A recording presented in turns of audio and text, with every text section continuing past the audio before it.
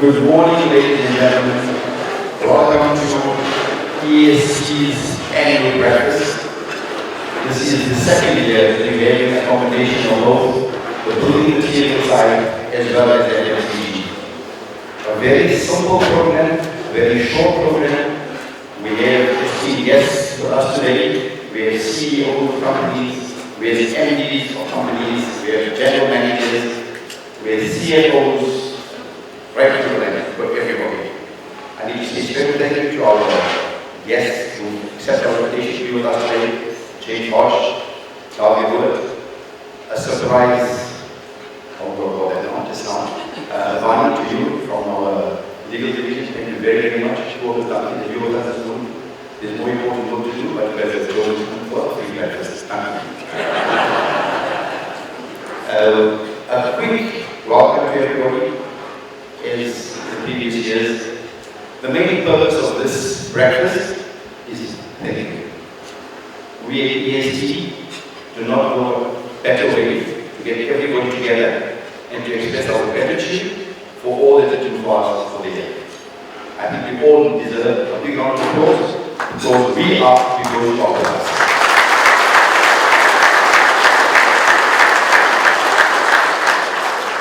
We're not going to have a very, very long program.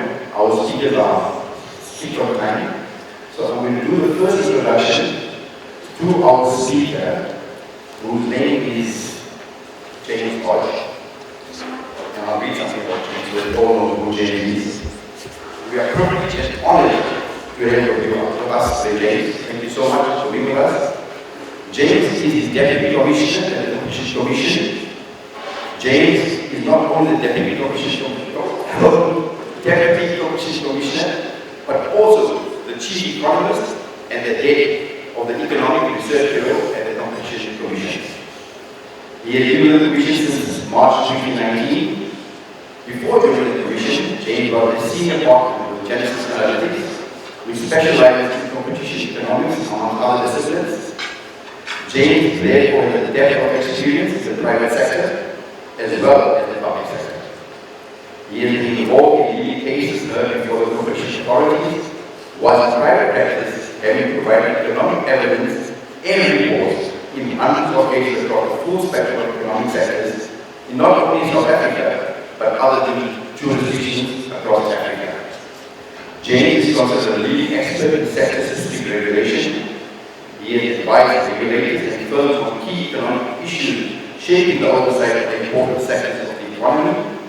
You all will be familiar with the recent grocery retail inquiry before the competition authorities.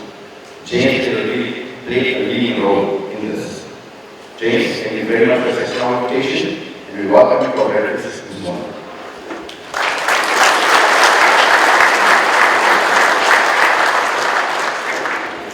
Good morning, everyone.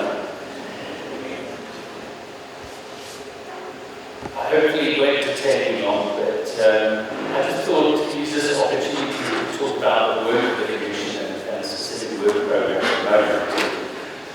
So as we mostly consider competition laws about maintaining competition, ensuring it doesn't get worse, that's merger control, for instance. But in the South African context, we inherited a highly concentrated economy from the apartheid era, one where the majority of South Africans were denied access to opportunities. In our recent concentration study, which we released in 2021, that found that in 70% of markets that we studied, over 150 markets, that 70% were highly concentrated. We used SARS tax data to look at the tax-paying firms in the economy and found that the top 10% of firms in the economy accounted for 86% of turnover. The bottom 50% only 1.6%. In retail, the top 4 national chains in grocery have over 60% market share, in hardware over 50%. And in retail generally, the top 10% of firms have 84% of turnover. The bottom 50% only 1.2%. So in South Africa, competition law cannot just look to maintain competition. There isn't competition or sufficient competition in most parts of the market. So it has to look at promoting structural change in the economy and also opening up opportunities for those who were previously excluded, as well as for SMEs, to participate and compete. And whilst this is often termed public interest in the general public dialogue on competition law, the way we see it is this is part of actively promoting competition in line with our core mandate at the Competition Commission. A robust small business sector that spurns larger firms, new competitors to challenge the incumbents is inherently a part of a dynamic economy. By doing things differently or better, those that succeed can take on the larger firms. Those that are also inefficient may exit the market. The concentration study found that in South Africa, the small business sector is unusually small. It's about half the size that we would see in the OECD average. It accounted for only 24% of value add compared to over 50% in the OECD. But interestingly, it accounts for 38% of employment. So the old adage that small business does contribute to employment and better wages is certainly true in the South African context. So from a competition law enforcement process, we are now focused on this core mandate. The amendments to the Competition Act in 2019 that were brought into law sought to strengthen the role of the competition authority in enforcement around small business and inclusion of previously disadvantaged persons. So originally this was only in merger control, and some of you will be familiar with that merger control looked at the effect on employment, the ability of small business to compete. But the amendments have strengthened this. So in merger control we now have the promotion of greater spread of ownership. We strengthened the market inquiries. Previously, and this was the case with grocery that I mentioned, we could only issue recommendations. Now we could issue binding remedies on firms in order to improve competition. Market inquiries are an important element because they not only look to determine what is happening in the market that may be adversely affecting competition, but it actually actively seeks to promote competition in the market through those remedies. Also relevant, especially in this gathering, are the provisions on price discrimination and buyer power. These have been strengthened to address what we see as the twin ills that normally face independent businesses. And that's that they charge more for their inputs, and where they sell to other big businesses, they pay less. And this makes them less viable than larger businesses that have the benefit of negotiating deep discounts and then having market power to sell at a higher price. The last area are the exemptions. So the exemptions now incorporate the provision that you can grant exemptions for particular practices if they promote small business and historically disadvantaged businesses' participation in the economy. And the Minister has issued block exemptions in this respect. In terms of the prioritisation, I mentioned the grocery inquiry, and let me just dwell a little on that inquiry as well as a more recent one in the online world. So the grocery retail market inquiry, at that point could only make recommendations, but one thing that it did uncover is the extensive network of exclusive leases amongst grocery retailers across the country. That was particularly harmful to competition from small business because in any shopping mall, those retailers would exclude any independent trader, even a specialized trader such as a greengrocer or baker or butchery.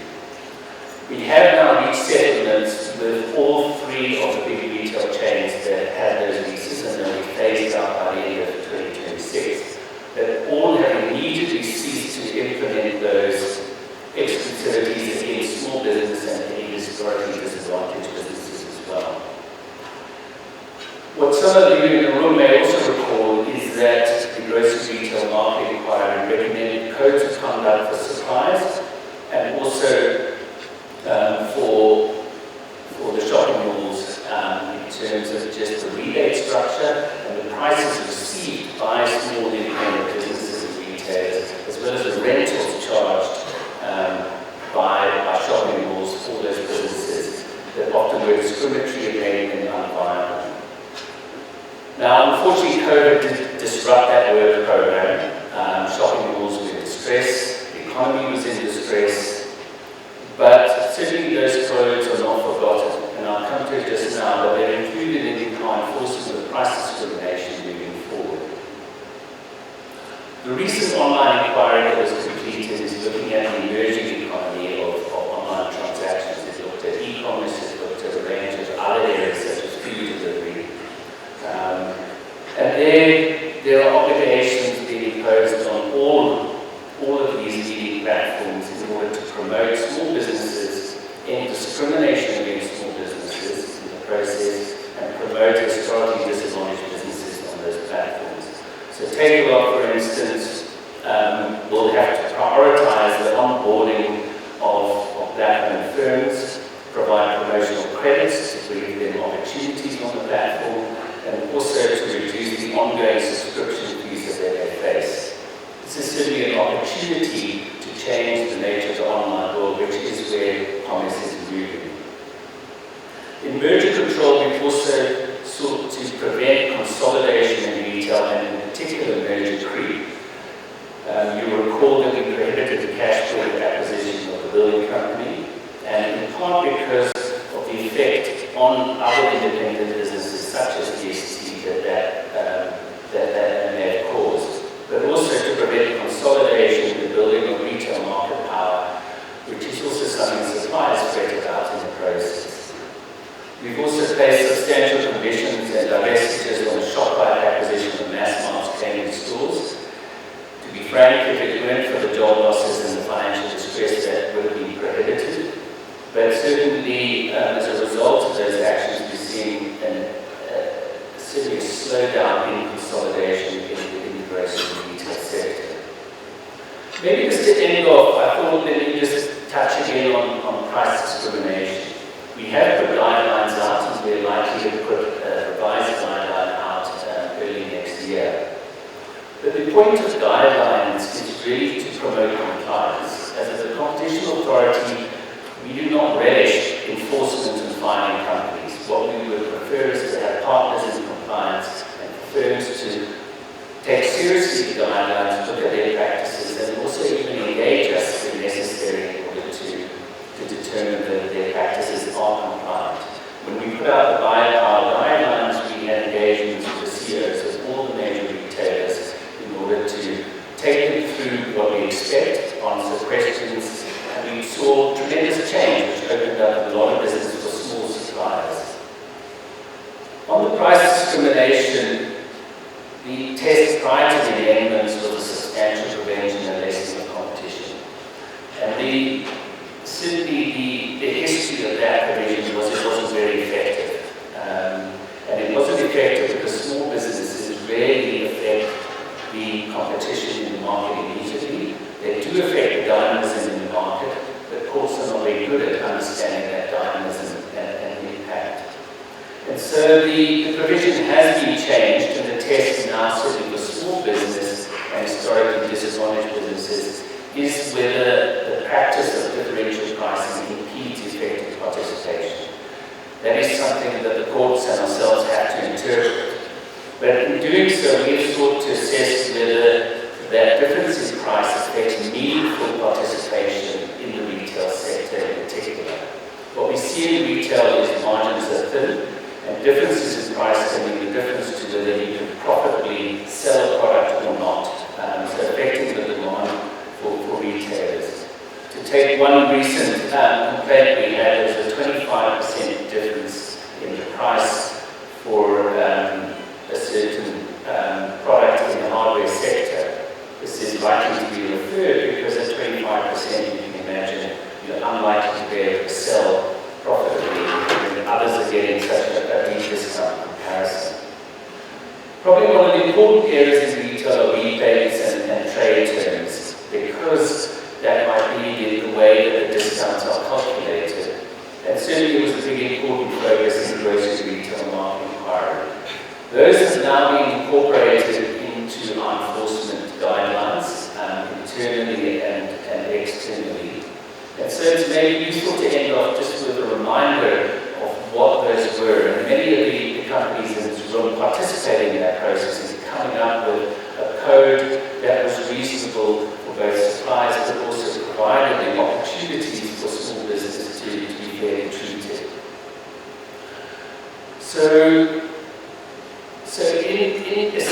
trade terms moving forward, we will be looking at whether these are objectively linked to the risks or costs rather than simply a guise for volume-based discounts.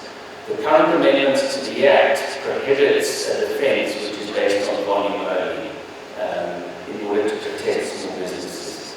So what we'll be looking at in terms of trade terms is first whether the trade terms offered have that objective justification based on cost savings to the supplier, supply chain efficiencies, efficient risk sharing or sales promotion. Secondly, whether the trade terms are uniformly available to all customers and communicated to ensure that all customers are aware of them. Also, whether the conditions required to qualify for these terms are not themselves exclusionary.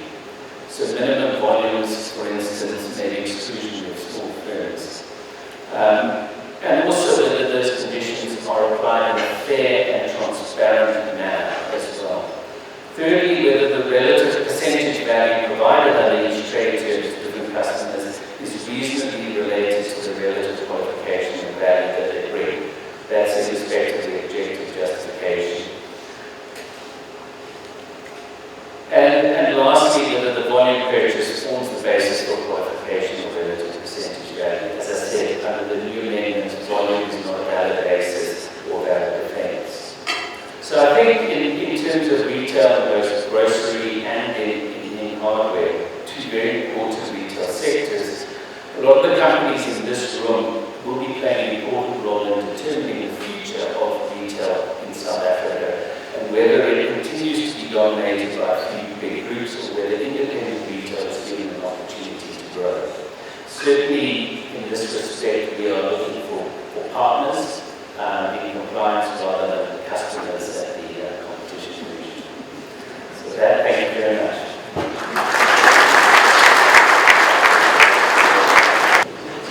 Thank you, James.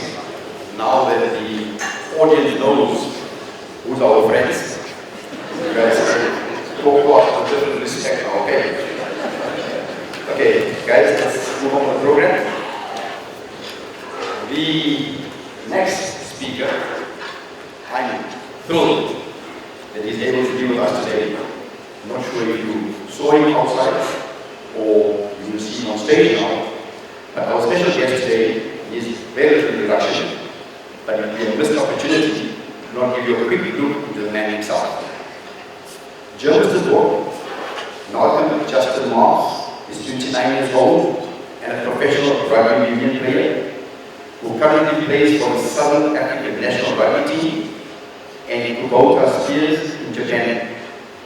His regular position is that of hooker, different meaning to me, but he did play as a flanker at youth level for the Golden Lions. Known for his powerful and dynamic style of play, Malcolm quickly rose to the ranks in South African rugby. He made his debut for the Springboks in 2016, showcasing his prowess in the set pieces, mobility around the field, and his ability to make crucial tackles. His exceptional performances earned him accolades and praise from fans and experts alike. Malcolm played a vital role in the Springbok success. He made his Springbok debut against New Zealand Christchurch in September 2016 and went on to become a key member of the victorious World Cup campaign in Japan in 2019. His skills in the scrums, accurate line-out throws, and contributions in open play made him a key figure in the team's struggle. Throughout his career, Malcolm has also made his mark in domestic rugby, representing the Lions in Super Rugby and the Golden Lions in the Currie Cup. His dedication to the sport and consistent performances have solidified his reputation as one of the top hooters in world rugby. Malcolm was named South African Rugby Player of the Year in 2017. His strong ball carrying abilities and incredible turnover exploits saw Malcolm nominated for the 2018 World Rugby Player of the Year award. During the 2023 Rugby World Cup campaign in France, that a few of us got a chance to travel to, the first choice was to sustain a serious knee injury during a training session, and that meant he had to return home during the pool stages. With surgery and complete rehabilitation underway, Malcolm joined the rest of the squad for the final against New Zealand and who celebrated the success. On a personal level, Malcolm has managed to impress a doctor, whom we met when they were teenagers, and they have a 1-year-old daughter that keeps him busy when off the field. Malcolm, thank you so much for taking time to be with us today. Efficient, Yeber, Richard, Eric, Danny, thank you so much for making it possible for this very special guest to be part of us. Dear guests, put your hands together and welcome Dr. Moss.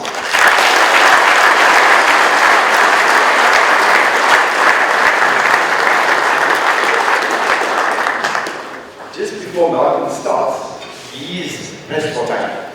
So Malcolm is not going to be with us for breakfast. So if anybody does want a picture with him, then wait for him outside when he leaves wearing outside. Okay? And after his talk, we will have a roving microphone and 2 questions only. Okay? Thanks, Malcolm. Do you want this? I don't have a... Oh, you don't have a laptop? You use that? No, this is it. Is that okay? Yeah. Just hold it. No, that's fine. I'm not eating that. Yeah, we're good. Good morning, everyone. It's a bit of a tough act to follow. I'm Malcolm Marks, and thank you for having me here today. I've never spoken in front of this many people before. I have a care, so please do excuse me. My public speaking isn't great. I'll share a few words on the World Cup journey. The World Cup journey was a very interesting yet good experience. The preparation was tough. I needed it, obviously, coming back from Japan, obviously trying to get back into the Springboks high standards. We had a good few weeks of running, making sure that we were well prepared for the task that we had in. I think there was a number of success factors that contributed to the team's win this year. The Springboks never say die attitude is definitely a standout for me, as I'm sure all of you experienced the 1-point win throughout the playoffs. A lot of countries and a lot of people never really gave us a chance due to the high quality of teams. But the box showed the quality and dedication that the team has. Just a bit up there on the injury. The injury was a bit of a disappointment for me, as I thought I worked really hard to get myself into the team, but unfortunately injuries are part of the game. I'm not the first, and I definitely won't be the last player to go through this injury. Having the right people and support is definitely a big help. So thank you very much to Athlete Sam for inviting me to attend this special breakfast, and you guys have a wonderful day this evening.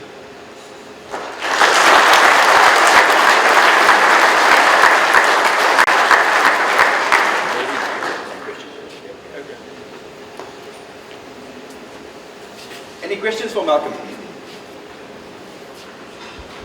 Anybody wants to know how to play rugby? How will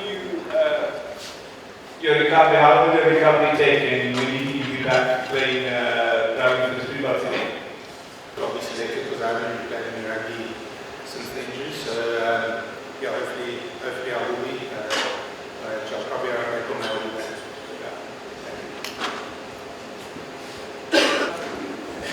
If there's one of your fellow teammates, if you could say who's your inspiration and why, any one of them. Fellow teammates. Yeah, Springbok teammates. That's an inspiration to me. Yeah. I definitely probably say Sia. There's a lot of players in the team that have been through different things. But I think most of you guys know Sia's story, where he came from, how he got to become a Springbok, and he's led the country to 2 World Cups, so special. The next speaker, our keynote speaker, has given me a PDF document that highlighted 4 lines only to introduce me. So I'm only going to read out what is highlighted. Lakewood, come here and with us today. Lakewood is a founder, director, and chief economist of the Aviation Group. He serves on the right of investment committees within the Aviation Group. He is involved with the management of client asset portfolios,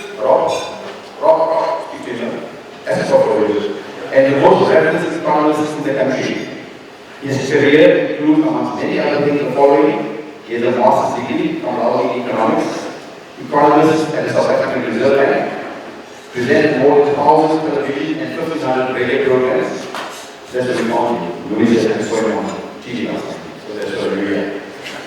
Economic editor of the Financial Magazine, columnist for 7 publications, and a previous member of BUSA as well as NEDBANK. I would call upon Lakewood to address us. You will be listening for 40 minutes. So let us listen to our attention.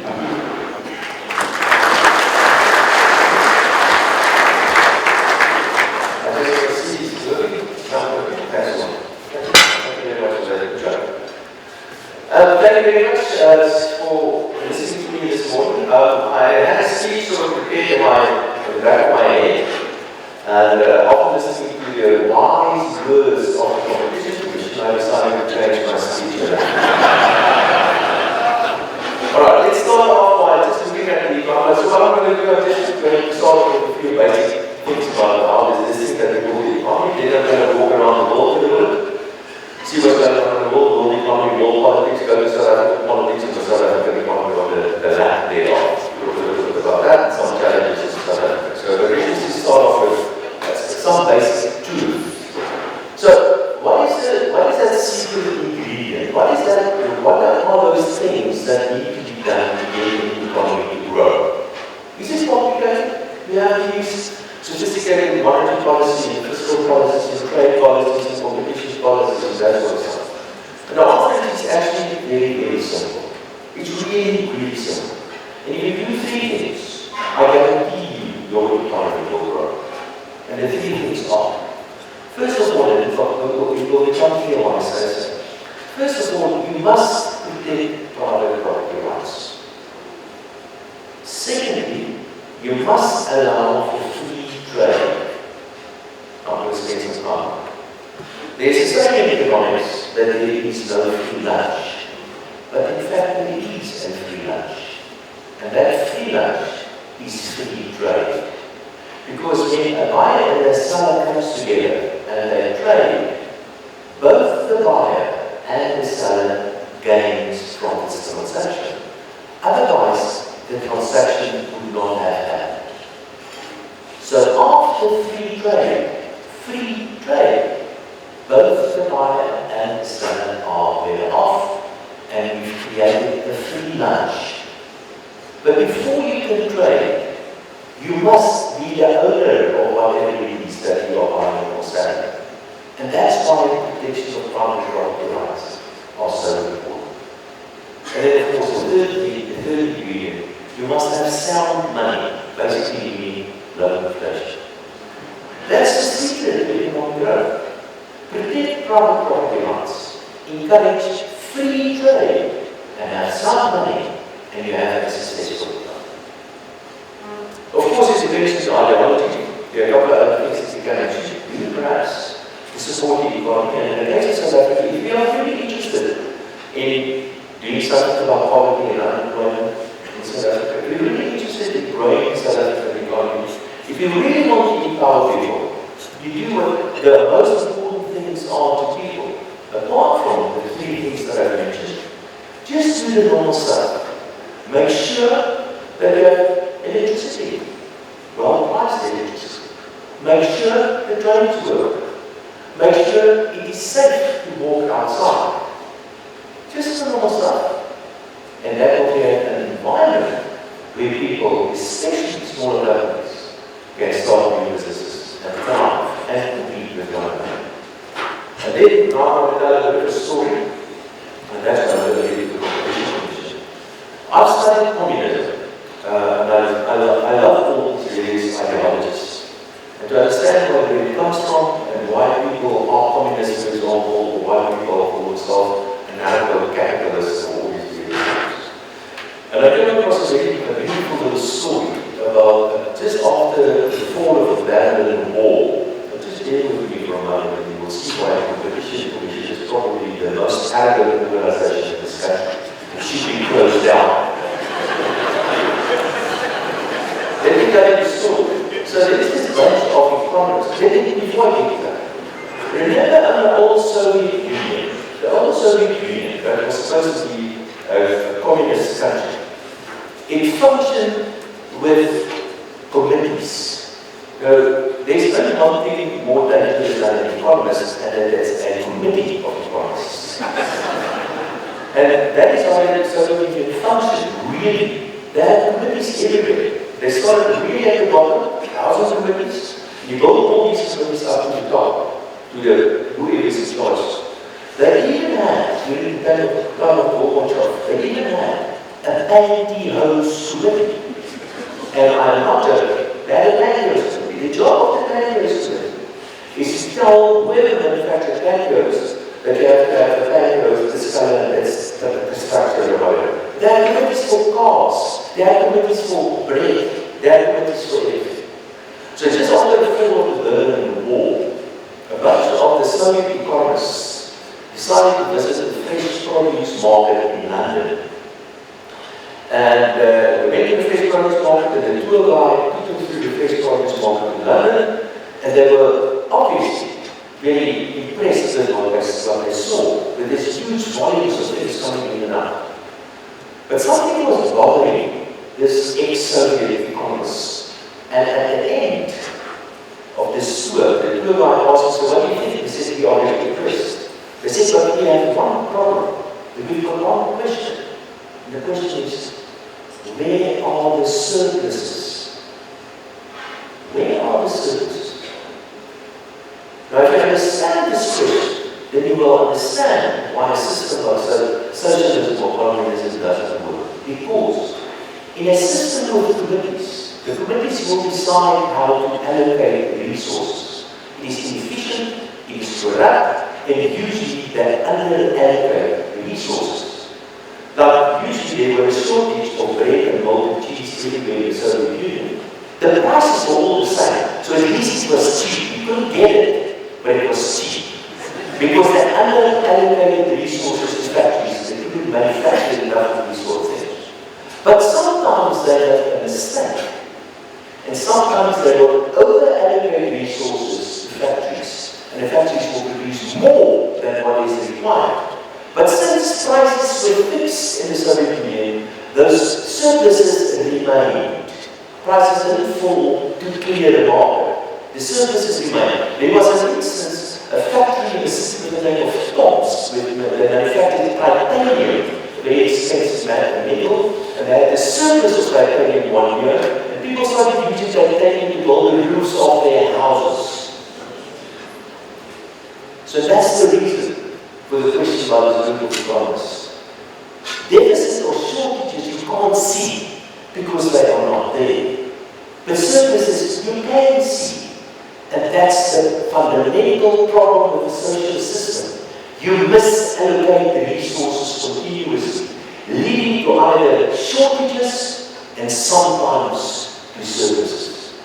Now that's why I say the competition is perhaps the most arrogant organization in South Africa. It is a commission, it is a committee that thinks they know better how to allocate the resources in this economy than 62 million other South Africans.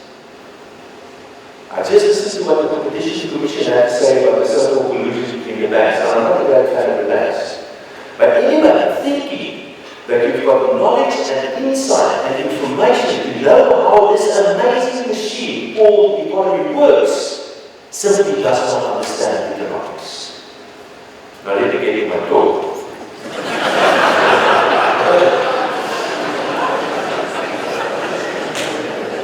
Right, so that's what's going on in the world. Just a couple of things to know. There are a couple of political conflicts globally. One is that the conflict currently going on in Ukraine. I think that's a conflict that's probably going to go on for a long time.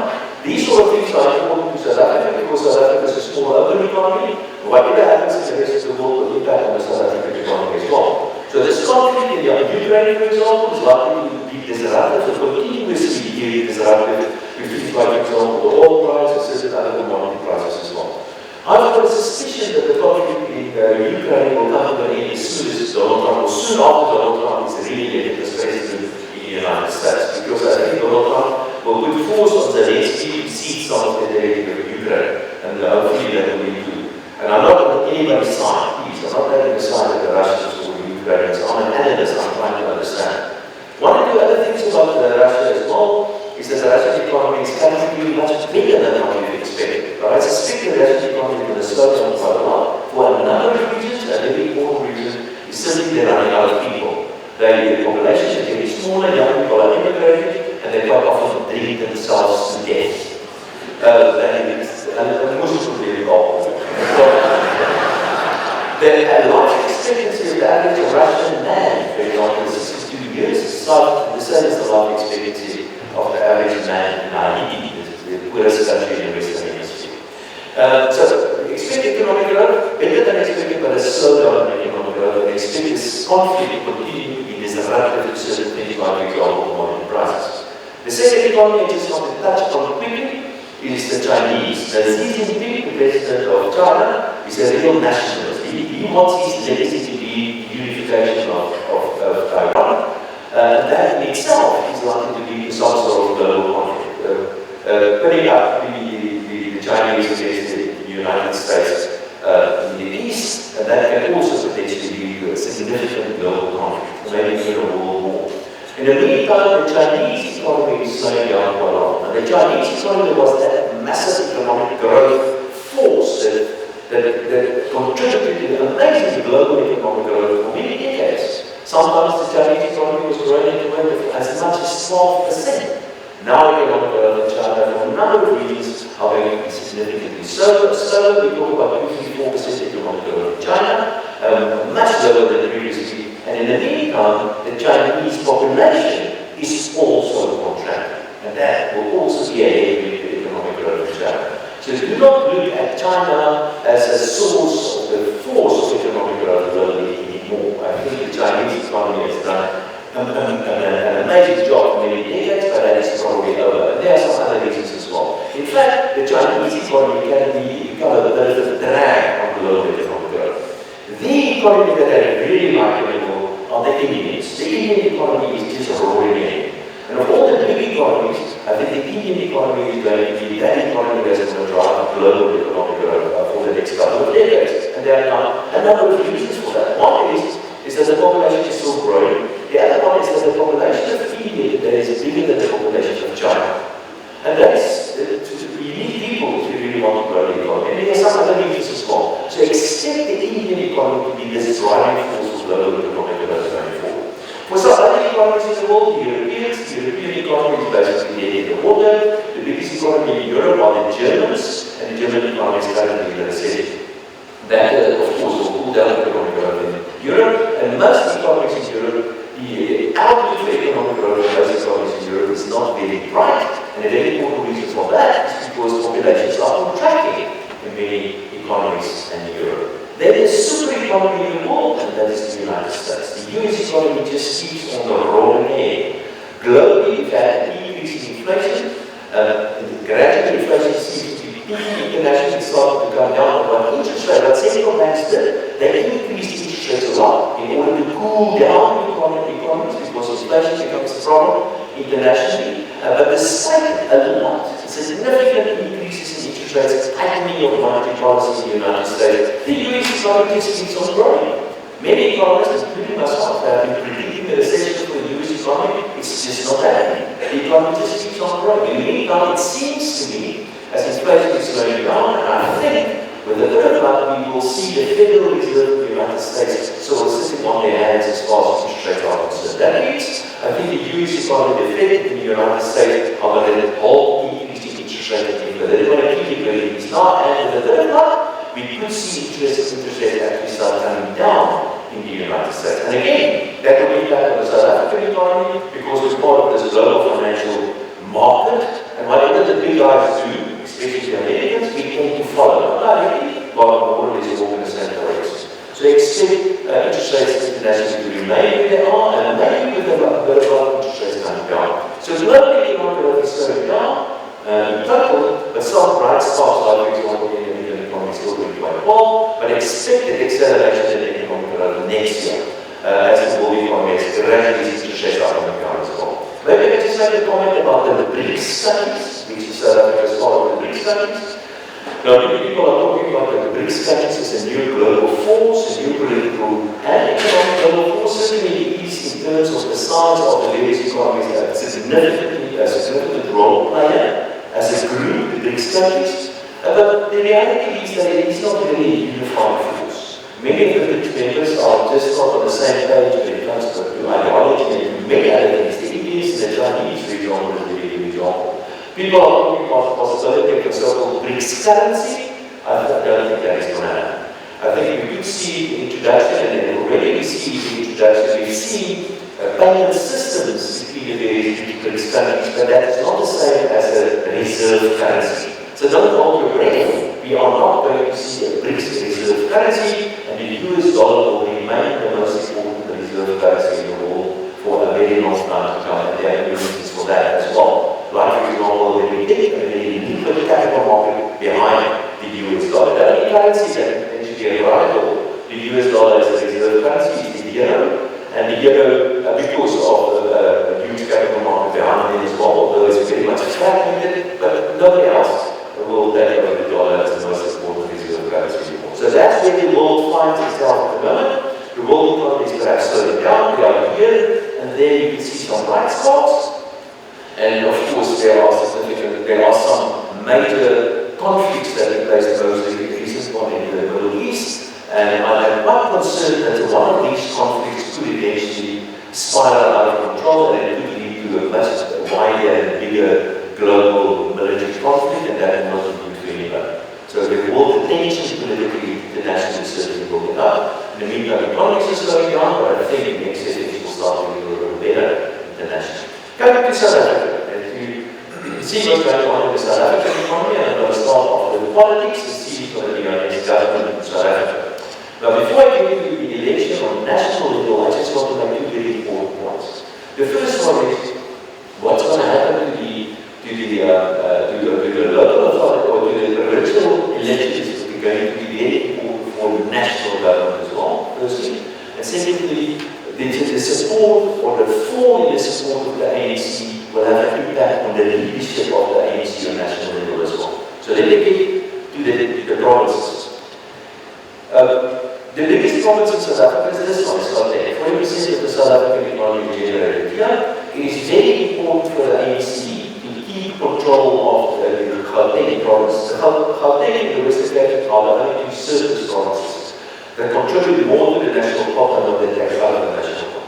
So there's a huge economy, there's a huge budget here, and there's a lot of potential tenders that you can allocate to Gauteng. So you want to be in control of Gauteng.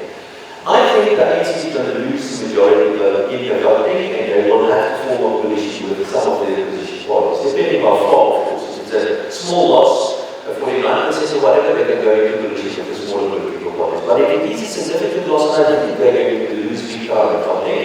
The ANC will probably have to form a coalition with the EFF. Also, because the city is very close to the EFF as well. But the EFF, if you form a coalition with the EFF on Gauteng, then of course the EFF will have certain demands on national level. That's why I say what happens in the provinces are very important as well. And the same goes for KZN. I think also there is a possibility for the ANC losing the majority in KZN as well, and that will be some demands from opposition parties on the national level as well. So that's the first point. What happens in the provinces are important. Secondly, the biggest selling card for the ANC is the president. The president is far more popular than the ANC itself. But the more the ANC loses in the election, the more likely chances become that the president will be recalled. And I do believe the ANC is going to lose a lot of support. But the more they lose, the better the chances that the president's head is going to roll. So what is going to happen in the national level? And always repeat these two variables in the back of your head as well. I think the most likely scenario is for the ANC to get around about 50%. Just above, just below. And it doesn't really matter whether it's just above, just below. Psychologically, perhaps it will make a difference if they get a little bit less than 50%, but it doesn't really matter in practical terms. Because if they get a little bit less than 50%, they can simply form a coalition with the smaller opposition parties, and they've already known their power. So say between 45 and 55, which is in the wide range. No, apologies. Between 45 and 55, you get the wide range. The ANC is still in power. That's a bad scenario. The ANC is still in power. But they will still be in power to form a coalition with the opposition parties. If the ANC gets the most likely scenario, if the ANC gets less than 45%, then the ANC will have to form a coalition with either the DA or the EFF. With the DA or the EFF. Now, I think if the ANC forms a coalition with the DA, that will be the end of the DA. If you start playing with the pigs, then you're going to get dirty. And that will be the end of the DA. I don't think the DA should do that. And I don't think they will do that. 45%, and this is the worst scenario. If they get less than 45%, they will probably form a coalition with the EFF. So we have a coalition with the EFF, ANC on national level. If they get, that's not the most likely scenario, but the easy scenario. So we have a coalition with the EFF and the ANC on national level. There are about 5 potential candidates for the two top positions for the presidency and the deputy presidency. So obviously the president is one, the other one is almost the deputy president. That brilliant economist with the name of Fili Balula, also known as Fili. The Fili Balula is also one of the potential candidates. Very much a potential candidate, and of course, himself. He wants to be somewhere there as the deputy president, depending on how things pan out. So we could see the president's head roll, and somewhere like, for example, probably almost Fili becoming the president, the next president in South Africa, and somewhere like, for example, or maybe even some of the other guys becoming deputy president. So it's moving between these 5 guys, I would say, I suspect. That is crucially important because of course they are president and deputy president, but also because the governor of the Reserve Bank's position, will come to an end next year, and we will have to appoint a new governor of the South African Reserve Bank, and the president of the country appoints the governor of the South African Reserve Bank. And I can tell you the Central Government, the governor of the Reserve Bank is doing an excellent job. South Africa. So what we are currently heading for in South Africa is more of the same, more ANC government, but either an ANC government with more than 50% or an ANC government that's lost big time, which will mean that the president's head is probably going to roll, and we will have another president, another deputy president in South Africa over the next 5 years. That means that South Africa is in a political transition phase. It's not good for the economy. It's not good for the market because it's uncertainty, it leads to volatility, people don't have confidence under these kind of circumstances, and people do not invest. So I expect the next 5 years, the good thing about the next 5 years, we are in the process of getting rid of the ANC, the bad thing is going to take another 5 years. So that's the political scenario as I see it.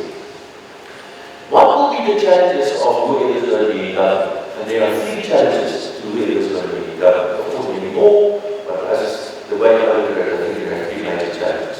The first one is the local authorities. The local authorities are a complete disaster in South Africa. More than 70% of the local authorities cannot survive financially anymore. The local authorities owe more than 60 billion rand only to Eskom.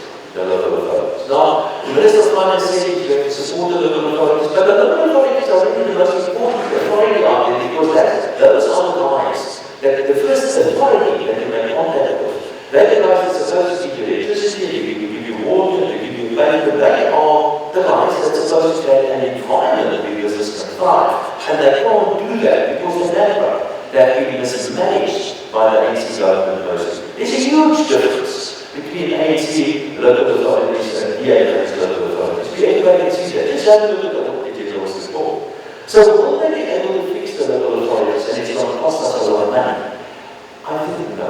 I don't think the local authorities will really be fixed. But in the meantime, the local authorities are collapsing and you have to give them money.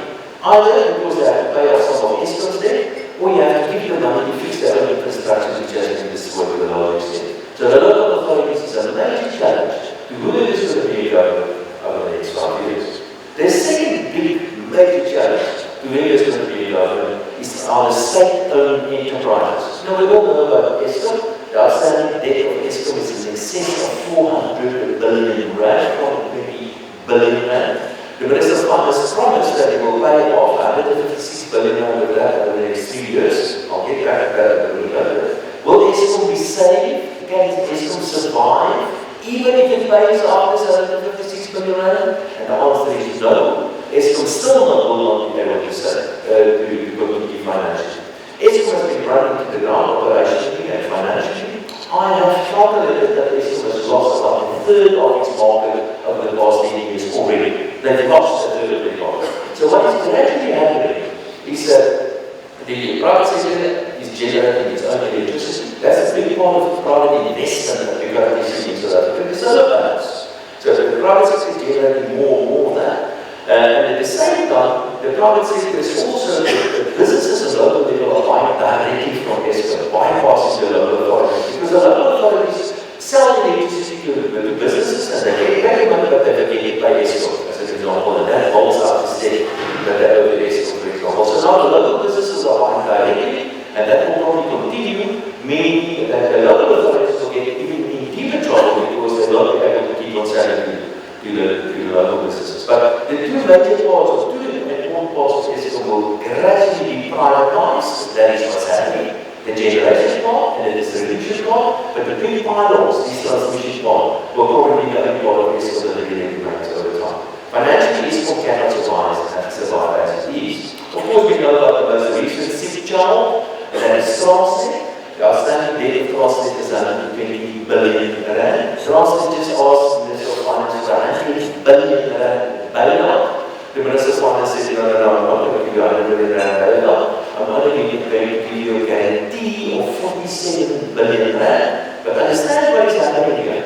So this guarantee of 47 billion rand will be used by Transnet to pay off other loans, and it will be used by Transnet to borrow more money to run its operations. So Transnet debt will go up even further. But the point I want to make, the Minister of Finance, instead of giving money to Transnet and taking that additional expenditure and include that in his own fiscal deficit, he calls it a guarantee, so his numbers is better than what it's supposed to be. And I'll come and get back to that as well. Will Transnet be safe?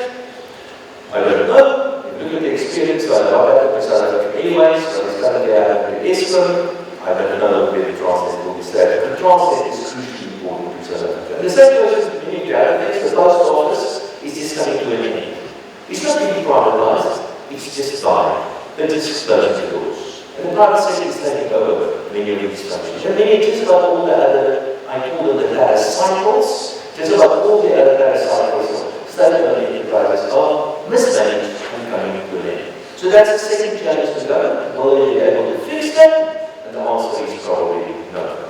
The third challenge to go, and this is the thing where I'm really getting concerned, is what's happening on the national level, the responsibility of the Minister of Finance.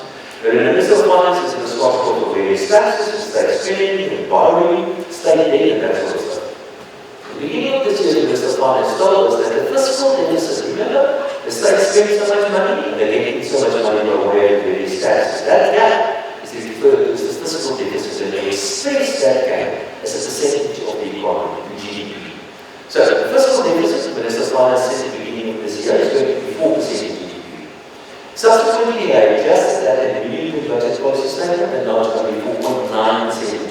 For various reasons, one is tax revenue, so under tremendous pressure, because the mines, the stuff that the mines are selling, commodity prices are low, but the mines can't get it out of the ground because they don't have electricity. They can't get it to the harbour because the trains don't run. And then once it's out of the harbour, they can't get it out of the harbour because the harbour doesn't work properly. So, and because of that, the mines are not making as much money as they would have made, and the Minister of Finance tax collections are under tremendous pressure, increasing the fiscal deficit. That's one reason why the fiscal deficit is gone. So now, the Minister of Finance says the fiscal deficit is going to be about 4.9% of GDP. But he forgot to include the money that he needs to transfer to the local authorities. That must be included in the fiscal deficit as well, if you want to be honest about your numbers. Also, the money that is supposed to transfer to Transnet, this guarantee, which is sort of also guarantee, which is actually state spending, that must be included in the fiscal deficit as well. And to ESCOM and some of the other state-owned enterprises. So in the meantime, the civil service got a 7.5% increase on their wages, and they are overpaid, most of them, and underworked, most of them. They are basically glorified grant recipients in South Africa. There are 2 million civil servants. 55,000 of them, by the way, are paid more than R1 million annually. 55,000 civil servants. Okay, so they get a 7.5% increase, while the private sector is actually unemployment is only going up, actually increasing in the private sector. So in the end, if you include all these various numbers and weaker economic growth, weaker than what the Minister expected, the deficit to GDP ratio, when the Minister of Finance is going to be 4.9, is probably going to be in the region of about 6.5% of GDP. So don't you think for a moment that the IMF and the radical agencies are stupid? They know these sort of things. And they know that whenever we are going to jump, but you can't go even jump and even jump this, many areas there was jump. You can go even further down than that. terms of challenge. That is a major challenge for the Minister of Finance. Will he be able, and he tried, by the way, it's even credit, will he be able to cut back on state spending? The answer is no, especially not before the election. Can they increase some of the various taxes? And the answer is also no. Because the most important tax in South Africa is personal income taxes, and we are over the so-called lateral curve for personal income taxes. If you increase personal income taxes now, you're going to get less. People are just going away. People are just leaving. There are a small handful of people paying just about all the personal income taxes. Can we increase value-added taxes to close that fiscal deficit? The answer is no. Because if you do that, people are going to get angry with you, and the IMC do not want people to get angry with them, especially for the election. Anyway, there's not enough time. So politically, an increase in that is going to be extremely good.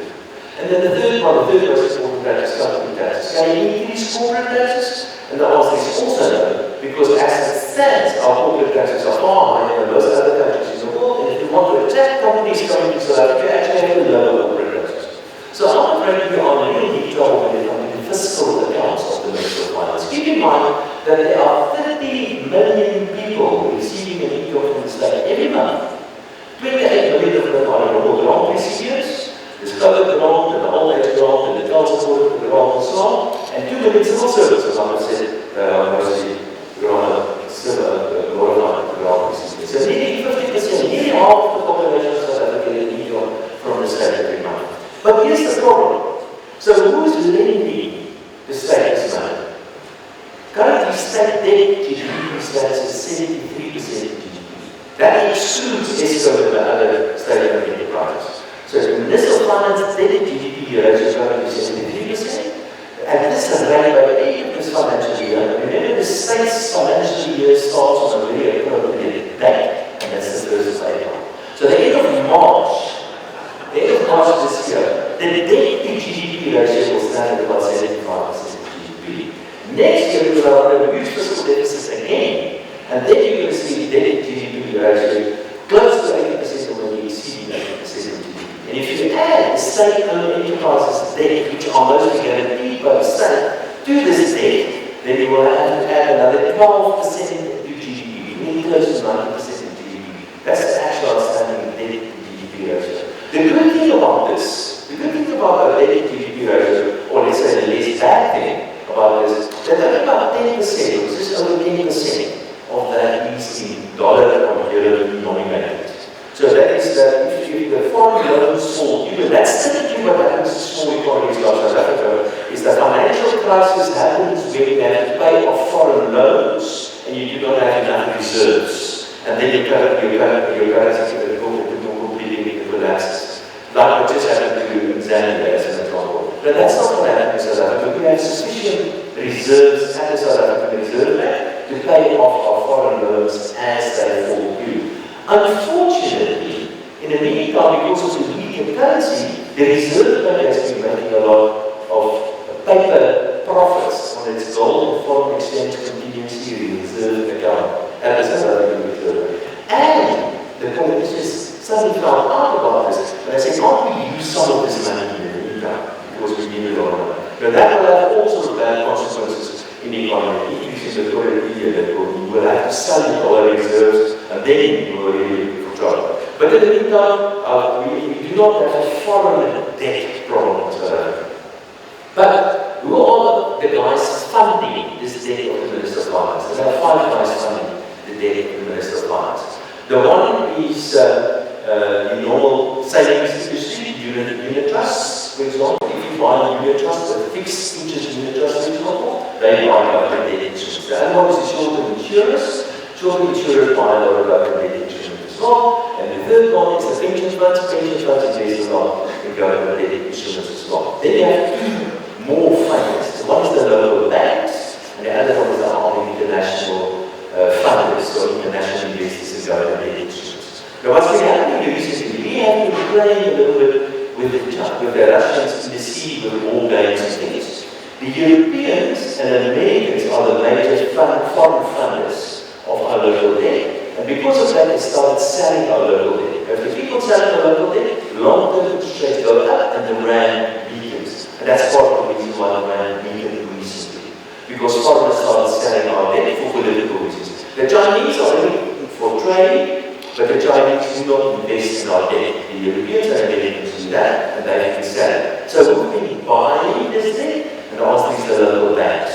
So the local banks are buying more government debt instruments or state debt instruments, so much so that the South African Reserve Bank recently stuck up a red flag saying that the banks better watch out. They're getting concerned that the banks are lending too much money to the state. I just want to make a very important point. The banks in South Africa are very healthy. They are very well capitalized. They are very well and very strictly regulated by the South African Reserve Bank. But the Reserve Bank says they are getting concerned about banks and lending too much money to the state.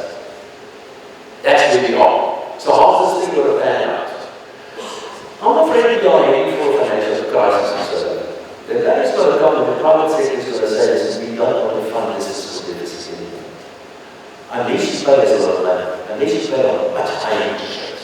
Which means that if there's some sort of crisis, it can be something domestic, it can be some financial crisis internationally, the result is always the case that small emerging economies like, for example, South Africa, are affected by some sort of crisis somewhere. Chances are that our long-term interest rate will go up. Remember, the Reserve Bank is responsible for short-term interest rates, long-term interest rate will go up. The rand will come up under a lot of pressure, inflation will start going up, and that will lead to much weaker economic growth, perhaps a deep recession. That's what we're aiming for. We're aiming for a financial crisis, and it's not 5 years ago, it's much shorter. Unless we succeed in cutting back state spending. The state debt has become a huge and significant problem and a threat to the South African economy. Fortunately, in the meantime, we have the South African Reserve Bank doing an excellent job. The second half, and I know you guys don't like high interest rates. And I also do not like high interest rates. But there are many other things that we can do to get inflation lower. We can get interest rates to run Eskom properly, and that will reduce inflationary pressure on Eskom.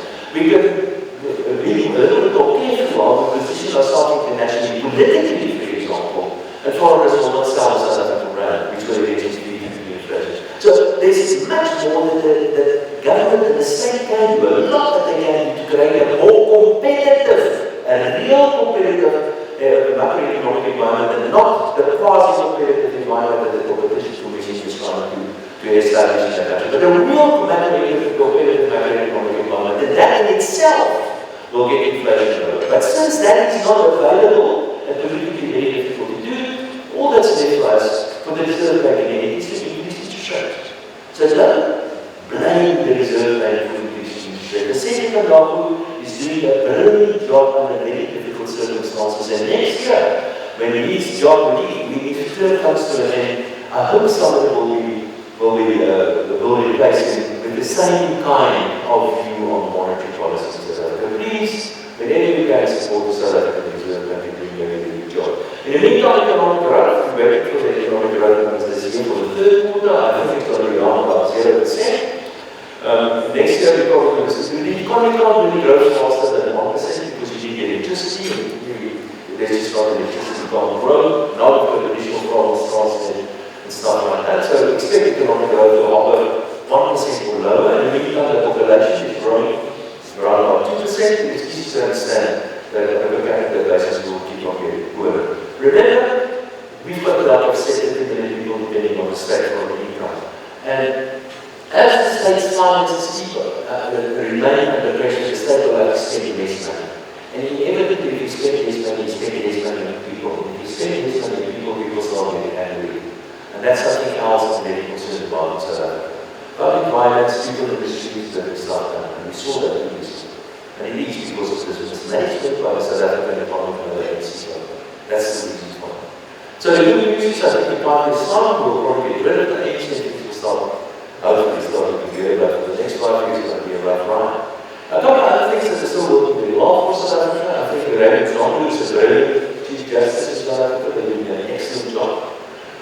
He's also will be replaced soon, but for now the new leadership in South Africa is an excellent hand. So I really think it's time to I think it's just absolutely amazing. The press leadership in South Africa, the senior courts, not the junior courts. The press in South Africa is really, really independent. And I think that's part of the reason why we have a democracy and what we have. Then maybe just for industries that I particularly like, you can have some questions and I will tell you why I say so. agriculture is an industry that's going to shoot out the lights over the next couple of years. We've got certain challenges in South Africa, but agriculture is one of those industries that's absolutely exploding, especially in terms of technological changes happening there. Education is one of those industries that's also changing quite dramatically in all sorts of levels. That's really wonderful what's happening with education. Wearables, personal wearables and personal medicine, like genetic profile of individuals. That is an industry that is also exploding. There are so many investment opportunities in that specific space there, and then finance itself. The industry called finance is changing quite dramatically. And I'm referring specifically to things like, for example, blockchain technology and new central bank digital currencies which will become a reality soon. And there are certain dangers involved in these sort of things as well. But there are always, there's change happening, dramatic change happening in some instances, and there's always, you can stand back a little bit and see what's been happening as humans the past 10, 20, 100,000, 10,000 years. The line hasn't been straight on up, like this a little bit, but on average the line has been up. So I think our children will have the most amazing future because it's going to be much better. A good old days never really were good old days. We are living in the good old days today. We just have to get over this little bit of bump in the road that we have at the moment. On a personal level, some advice, what I would advise people to do, a couple of things. As always, if you manage your own finances, get experts to assist you and advise you on certain things. So be very careful who you pick as your advisor. That is your biggest challenge. Make sure you do the right people first to advise you. Make sure that you have the right structures in your piece. Your structures must be correct. People say, I put a bank account abroad and I put somebody in a name abroad and now something happens to you to get that and that's extremely difficult. Get your structures right, that's really important. And of course, make sure that substantial portion of your assets are invested abroad, and of course figure out the kind of assets to invest in. And then maybe just the last comment that I want to make. And I do not ever encourage people to play in laws, and I do not encourage you to play in laws, but I do encourage you to do whatever you can to pay as little tax as possible. Thank you very much.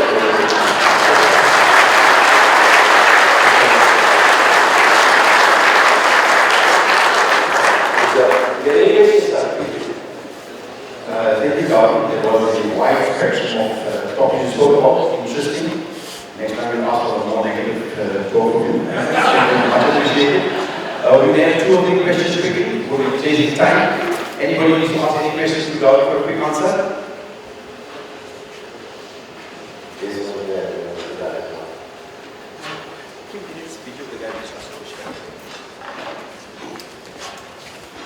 Donnie, can you tell us a bit about the US fiscal cliff? The US fiscal cliff. And how that's going to play to the presidential elections happening there next year? Yes, that issue. I'll just tell what's our fiscal deficit in South Africa. Our daily GDP ratio in South Africa is, let's call it 80% of GDP. Between 80 and 90% of GDP. In the case of the United States, that is currently standing at 120%. If you look at the European countries, most of the European countries are well in excess of 100%. So why is it that South Africa is a problem with a lower debt, but then it's not a problem with the United States with a much higher debt? And the answer to that has to do with confidence. That's basically what it comes down. And that's why the US dollar has got this extraordinary advantage by having the US dollar. Because the US dollar, if you use someone else's currency, you pay tax to that country indirectly, in an indirect way. And that's what we all do. What the rest of the world is doing, we actually pay back to the US dollar. But what happens in practice is the following. So we export somewhere and we get some dollars, and the dollars end up with the South African Reserve Bank. And then unlike Paula, the Lesotho government doesn't take these dollars and put it in an account. He takes these dollars and they reinvest it back in the American capital market. And that's usually government debt instead. So it's the rest of the world funding the fiscal deficit of the United States. But we don't have much of a choice, at least in the short term, because the US dollar is the most important reserve currency in the world. But you're absolutely right. You cannot go on like this and continue to accumulate so much debt. The day of reckoning will come. Someday that will come. But for now, the dollar still lose. But that's the next question. We'll take one more question.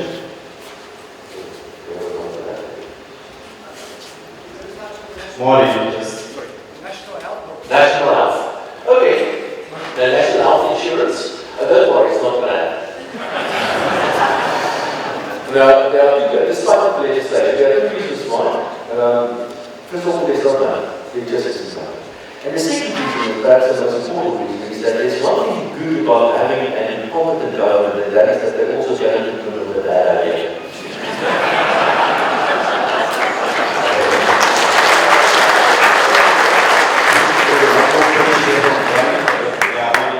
one question from my side.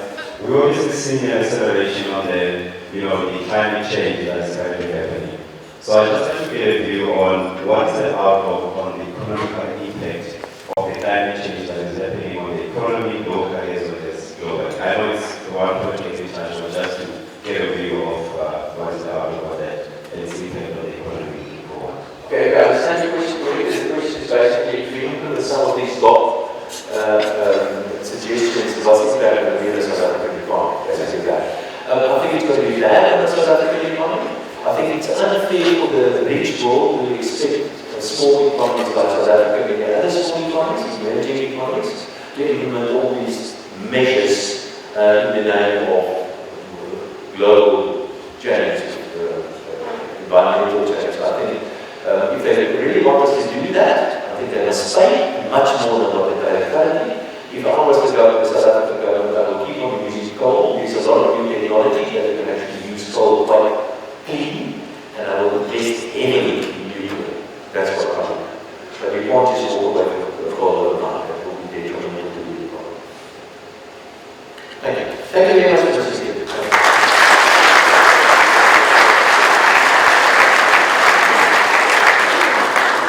Thank you, Darwin. Truly appreciate it. We appreciate your presence and we have this talk. The next speaker, which will be the group candidates, will briefly will address us for a few minutes.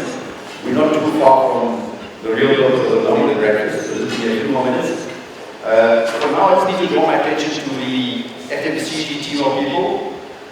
You guys know, probably do know, some don't know, that for the last 4 years, EST has been working very hard to try to draw data from our stores. Finally, we have managed to get our data project off the ground. We have with us Mark Cockle and his team from Circana. So we have partnered with Circana, and we will ask you to take the liberty to check to them during meals or during the breakfast time, during the introduction, so they can give some sort of info as to what data is available for the FMCG team of people. For now, I'll hand over to you for a few minutes. Thank you very much. Okay, thank you very much. Gee, this is all going to start first, and I don't have to feel the stress of listening to very clear people. May they be controversial, may they appreciate it or not. But in any case, thank you all for being here today. This really is the home of traditional trading in South Africa.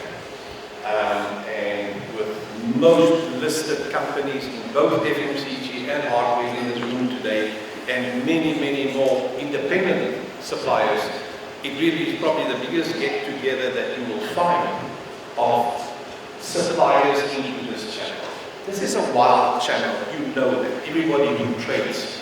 That's why to put a breakfast like this together, I've got to start by thanking my team. Because it's like herding goats into your lounge. I mean, it's just about impossible.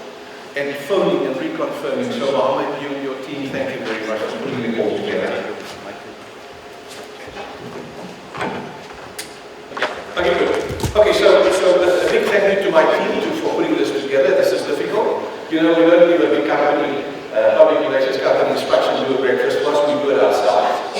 And you know that our trading terms are the lowest in the industry, so we've got nothing to bank, we've got nothing to fall back on. So we're just going to do it ourselves. But thank you all for being here. The breakfast is for free, but you will be called in the course of the next month or so that you can try to do some sort of recovery.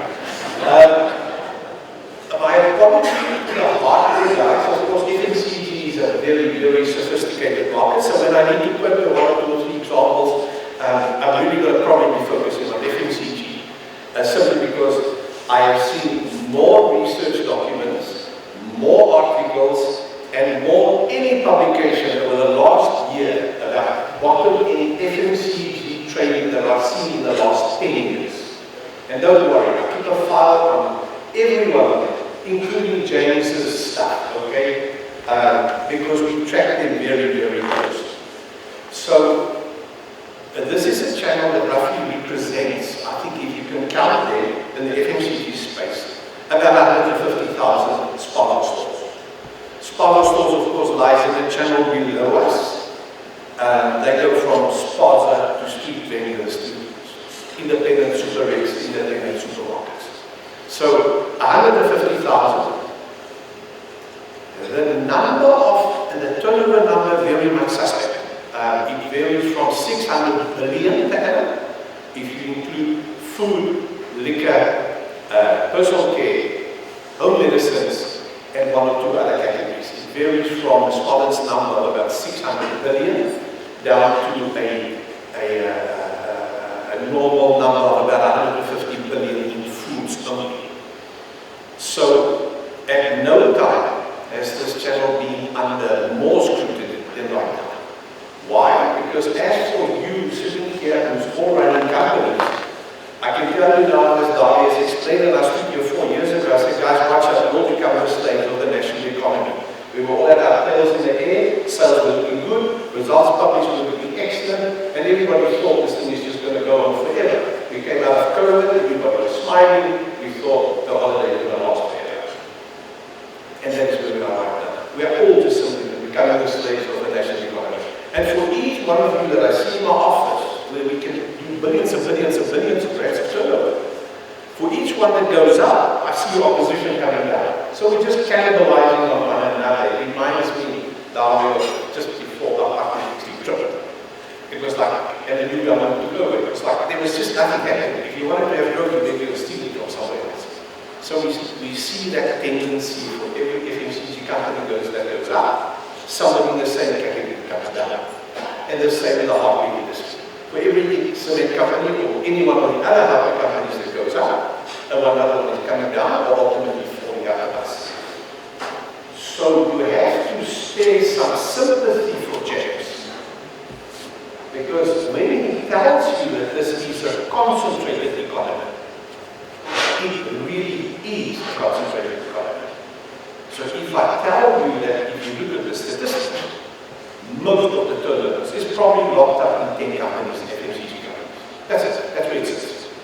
The other guys are just sort of like running around and they're trying to squeeze. They look like a jackal in a crude box, stealing a little bit of paper, stealing a little bit there.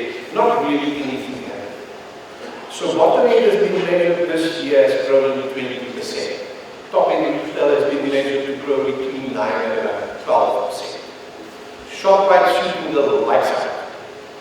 Again, stealing business and taking business from other incompetent companies trying to trade in the retailer space. Our retailer space is a unique space. It consists of gazillions of poor people. So we talk LSM 6 and lower down to literally LSM 1, where the only income is a 320 rand income grant. I've seen this channel going poorer and poorer and poorer over the last 2 years, quicker than ever before. I've never seen disposable income, and we're learning this thing as we go along. I was at one of our stores yesterday, busy as hell, wanting the 50 rand to get in a parking space, which is weird for you as a consumer. I don't think you've ever waited half an hour for a parking space in your life to go and shop.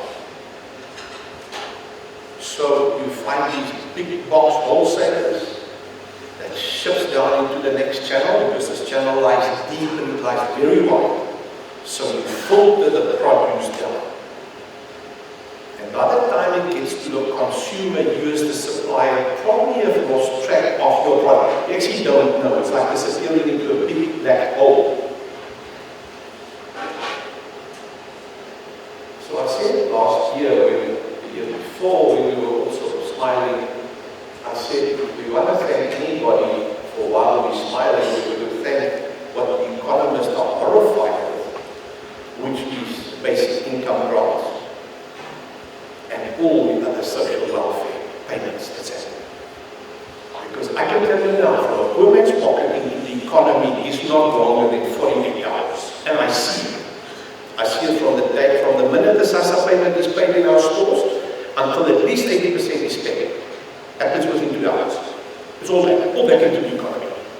me and Dali will have a discussion about that. I just listened to the video last time. So, it's hard. If that thing gets pulled back,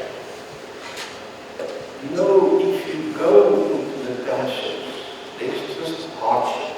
That's all there is. There are no happy people.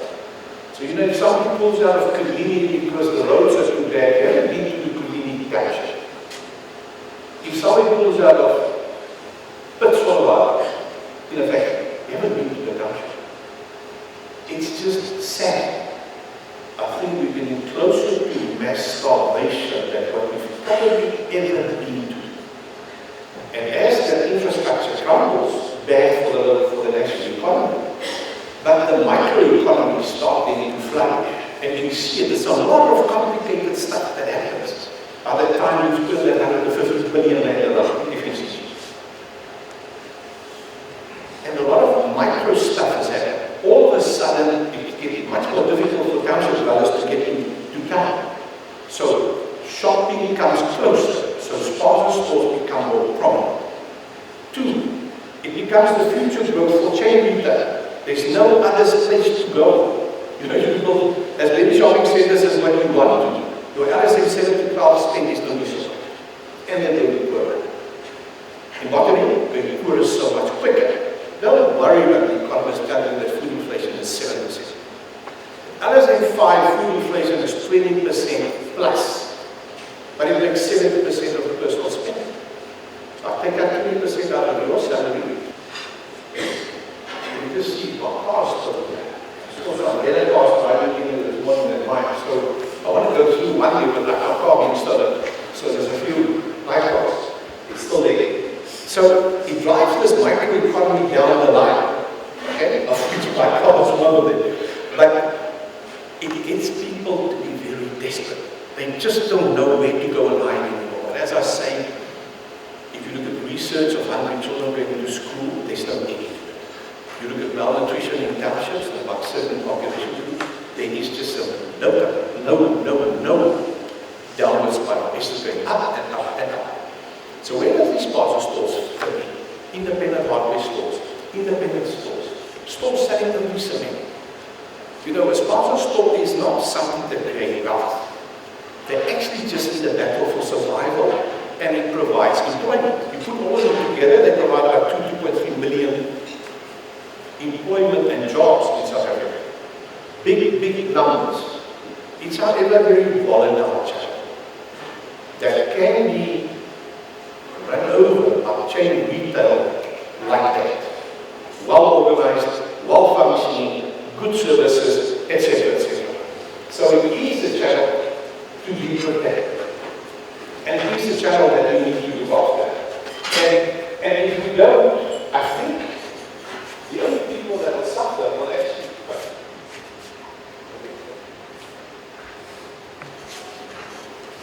the only people that will suffer are the poorest of the poor. So it is a channel that when the Competition Commission look at it, needs some sort of order. I don't know what the word is, but it needs some sort of looking after, nurturing. Because the 2 million people are not going to be accommodated anywhere else in a declining economy. It's a conundrum. We don't know where to go with it. And if you look at this spaza, it really is a wonderful place. See that one bit? The Pepsi goes in the room, the guys in the room, Cadbury, Nestle, Beacon, Premier. These boys talk about a bliss point. Okay, what is a bliss point? A bliss point in snacking is when you take a pack of Lay's and uncontrollably when you finish, you pick it up and you throw the last few crumbs into your mouth. That's the optimum level of consumer satisfaction. It's when you blend sugar, fat, salt and oils to an optimum level that get the consumer to crave for more. That's a bliss point. The bliss point in the township is a spaza. That's this point for township shopping. Why? I can now decant a 12.5 maize meal into a cup and sell it. I can sell sugar by the spoon. I can sell eggs in single units. It becomes the get-together point, the bliss point for both hardware and FMCG trade. That's where it leads to. Do we need a robust discussion about township economies? I think we do. Is there some sort of protection that should happen here? I think we do. How much, how wide I don't know. The only thing I can tell you, it adds up to somewhere between, let's call it, 200 billion and 350 billion rand consumer spending. It's a robust economy, it's a robust environment. We think we try to play a pivotal role, also thinking for the people who are associated with us. Because many of them are unsophisticated. It comes from the gut. The training comes from the gut. And so for all of us, if I say to you, we've had a successful year in protecting this small little microeconomy that I think we've appointed ourselves to look after, we've probably done okay. But we've done okay with the wrong. So thank you very much for being here today. I think we're close to the timelines. And thank you to my team, but to you as the suppliers, making all of this possible. And I always feel so shallow when I say it, because there's nothing I can do to prove it to you. But this is really a thank you to you. Thank you for being with us today. Thank you for staying with us. Thank you for staying with us against the big retailers. You are not servicing us just because it's a walk in the park. I know that every discussion at every trade retailer is directed against us and many others like us. So thank you for having the guts, thank you for having the staying power and the tenacity to stay with us. Thank you all very much. Give yourself a hand up.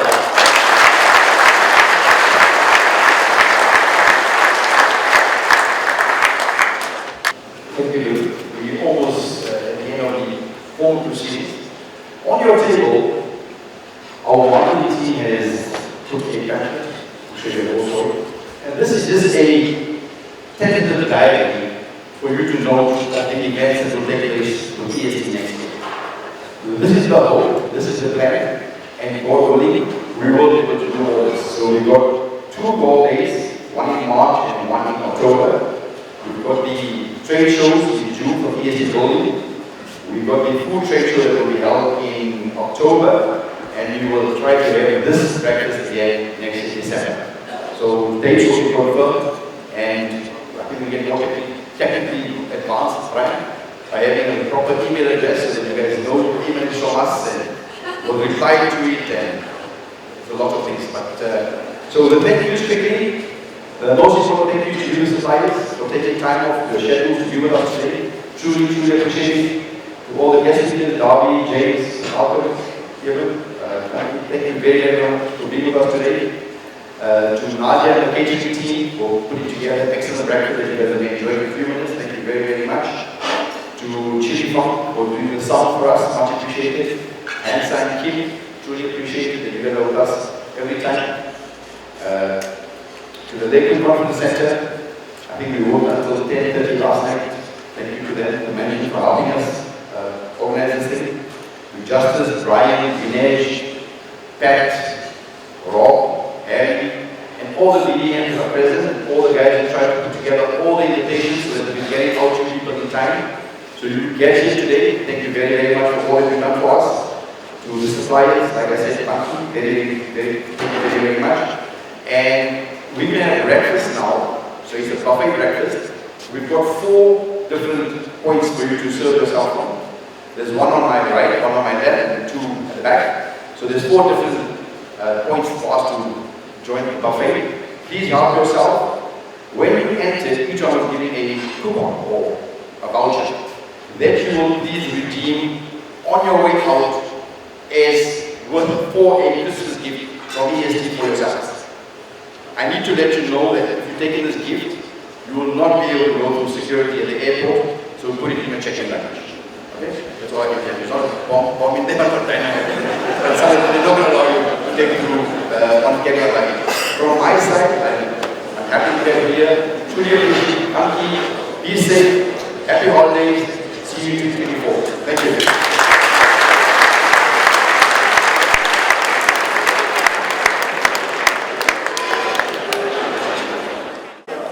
Just a personal thanks to the Elite Staff family for hosting a wonderful event, having some great speakers, definitely the leaders in the independence market. Thank you. Thank you, EST. We had a really good breakfast and we look forward to next year. Thank you very much. It's for a lovely day. It was really interesting and as always, we love it. Thank you. Hi, my name is Angelo Angelos. I'm with Skillcraft Agencies. I look forward to the EST breakfast every year. It's just nice to be with people in the industry, connect with people in the industry, and I really enjoy the speakers that come and speak at the breakfast. It's always a different perspective. It's the kind of speaker that I don't normally get exposed to, and once again I really enjoyed it. And it's such a nicely organized event that I always leave with a sense of levity, feeling that I've learned something new. So thanks very much, guys. Keep it up, and we'll see you at next year's breakfast. Hi there, I'm Vinesh from Elite Star Trading, together with Mohammed and Louis and the team. I must say that this breakfast today was very excellent. It's our way, EST's way of thanking all our suppliers for being part of us, for supporting us during the year. And we hope that everyone has a very great Christmas and a great New Year. Happy trading for next year. Thank you. It was a nice opportunity to be part of this function. The speakers were excellent and the breakfast was also divine. So I really enjoyed today. Thank you very much. I think it was great. I think firstly it was such a privilege to be here and to have the kind of speakers that were here to really give us a perspective on what is happening outside of our just functional roles. And I also love the fact that we're getting a better understanding of what's happening economically and how we also get to impact, the consumers, especially the lower LSM consumers that we're obviously trading with. So it was, all in all, it was really a good day, balanced with the different kinds of speakers that we have to really encourage us differently as well. So really great.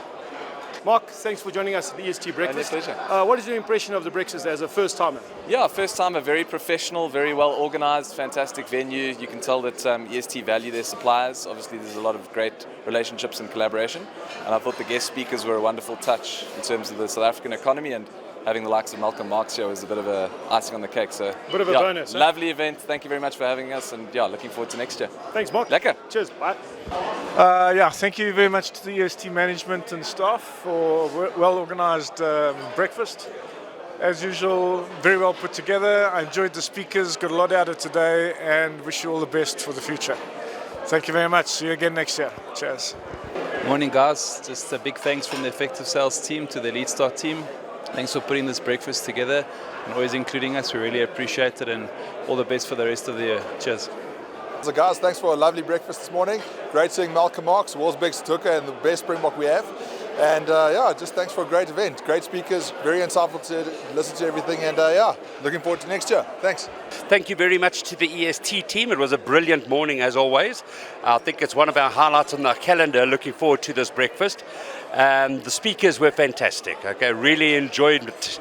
The boys, lots of great information, and always good to mingle and network around. Thank you guys very much. Cheers. Morning. Ebert from AfriSam. Just wanted to thank EST for this great morning. Nice speaker, very insightful, lovely breakfast and lovely networking. Thank you very much. No, today was an excellent morning. It's a lot of energy in one room. A lot of our competitors, a lot of our peers is in here. Some excellent speakers, the likes of Davie Rood, excellent insights. The celebrity of Malcolm Marx being here was fantastic. And it's a sort of a nice set down for the year to have this breakfast with our big partners in EST, and to exit the year that was a tough year, and then next year, looking forward to next year to come in with fresh air and fresh breath and to resume our business. So this is a fantastic venue. It's a fantastic initiative from EST, and we really do appreciate this.